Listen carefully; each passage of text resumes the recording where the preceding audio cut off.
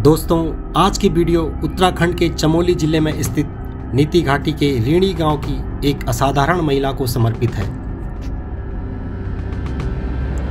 पूरी उत्तराखंड की धरती आंदोलन की धरती रही है।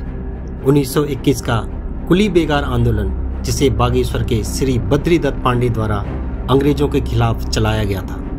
1930 का उत्तरकाशी का तिलाड़ी आंदोलन, जिसे उत्तराखंड का जलियांवाला बाग भी कहा जाता है। 1984 का नशा नहीं रोजगार दो आंदोलन और 1994 का उत्तराखंड राज्य प्राप्ति का आंदोलन। ऐसे छोटे बड़े कई सारे आंदोलनों ने यह सिद्ध किया है कि यहाँ की भूमि में पैदा हुआ हर व्यक्ति अपने हक और अपनी भूमि की लड़ाई लड़ना जानता है, फिर वो पुरुष हो या महिला। आज हम उत्तराखंड के एक ऐसे आंदोलन की बात करेंगे जिसने एक साधारण सी महिला को इतने बड़े आंदोलन की नेत्री बना दिया। अपने विवेक और निडरता के बल पर संपूर्ण जगत में अपनी एक अलग पहचान बनाई। उत्तराखंड में नीति घाटी के रीणी गांव की गौरा देवी।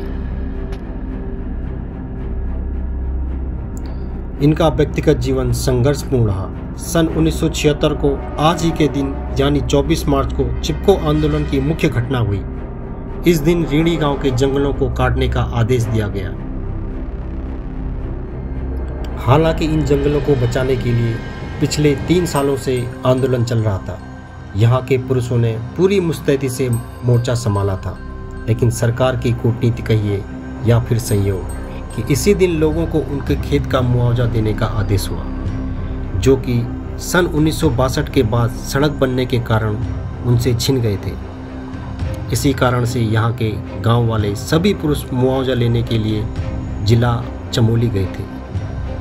गांव के सभी पुरुष वर्ग जैसे ही चमोली पहुंचे, वैसे ही पेड़ काटने के लिए ठेकेदार के मजदूर जंगल की तरफ बढ़ने लगे।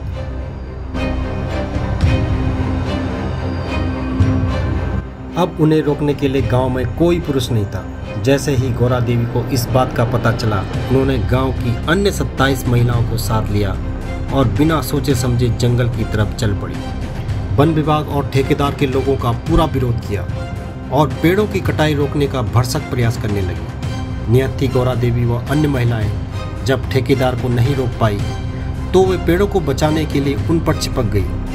उनका कहना था कि पेड़ों को काटने से पहले आरी हमारे शरीर पर चलेगी।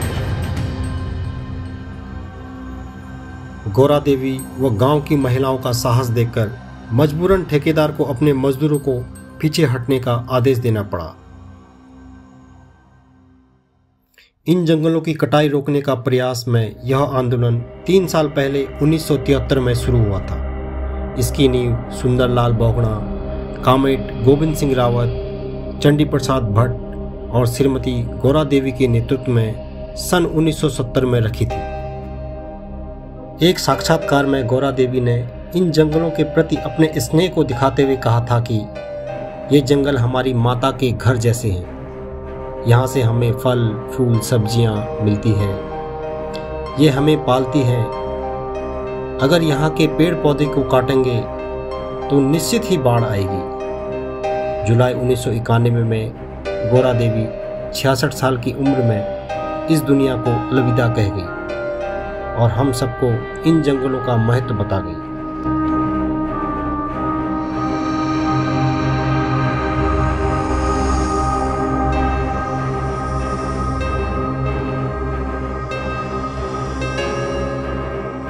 ऐसे महान व्यक्तित्व को मेरा सत सत नमन। दोस्तों, मेरा आप सभी लोगों से आग्रह है कि इस महान हस्ती को सच्ची श्रद्धांजलि के रूप में हम सब संकल्प लें कि अपने जीवन काल में अधिक से अधिक वृक्षारोपण करेंगे और अपने आने वाली पीढ़ी को एक स्वच्छ वातावरण का अमूल्य तोहफा प्रदान करेंगे।